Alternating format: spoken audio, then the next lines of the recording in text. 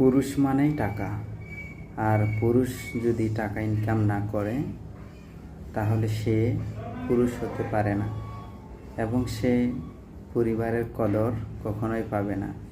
একটা পুরুষ যতদিন টাকা ইনকাম করে, টাকা অর্জন করে পরিবারকে দিবে, স্বামী স্ত্রী অপরাপর যে ব্যক্তিবর্গদেরকে সহযোগিতা করবে, ততদিন সে পরিবারের একজন সঠিক ভালো সন্তান, ভালো পুরুষ, ভালো স্বামী।